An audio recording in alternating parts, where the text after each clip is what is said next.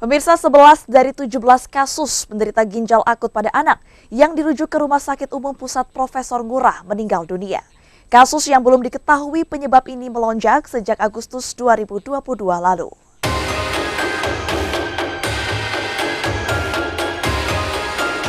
Kasus gagal ginjal pada anak yang dirujuk ke RSUP Prof. Ngurah Denpasar melonjak sejak Agustus 2022 lalu. Sebagian besar pasien datang dalam kondisi yang cukup parah. Dari 17 anak yang didiagnosa mengalami gagal ginjal, 11 anak dilaporkan meninggal dunia.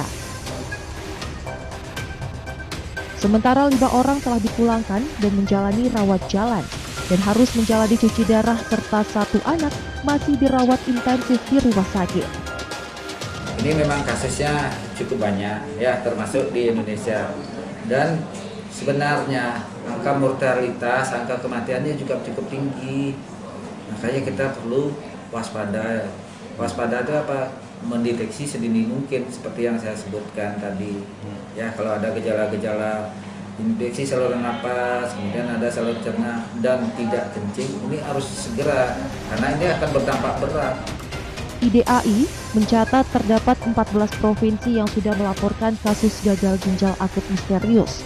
Di antaranya Jakarta, Jawa Barat, Jawa Tengah, Banten, Bali, dan sejumlah wilayah Kalimantan dan Sumatera. Yang terparah 80 hingga 90% kasus gagal ginjal akut misterius di Jakarta membutuhkan cuci darah.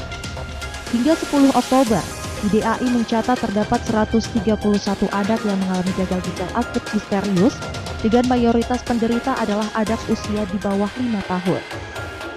Rata-rata pasien mengeluhkan demam, batuk pilek, diare, muntah, serta volume urin menurun atau tidak buang air kecil sama sekali dalam kurun waktu 3 hingga 5 hari. Menekan angka gagal ginjal akut misterius agar tidak kian berkembang, Ikatan Dokter Anak Indonesia menyarankan orang tua untuk memantau konsumsi anak, salah satunya dengan menjaga cakupan air mineral anak, yakni dengan memastikan bahwa anak minum air putih dengan cukup. Secara umum, kebutuhan cairan anak menurut IDAI yakni 1,3 liter atau sekitar 5 gelas untuk anak usia 1 hingga 3 tahun, 1,7 liter atau sekitar 6 hingga 7 gelas untuk anak usia 4 sampai dengan 8 tahun, serta 2,4 liter atau 8 hingga 10 gelas untuk anak usia 9 sampai dengan 13 tahun. Ikatan Dokter Anak Indonesia menyarankan orang tua untuk tidak panik berlebihan, namun tetap waspada terkait kasus gagal ginjal akut misterius anak.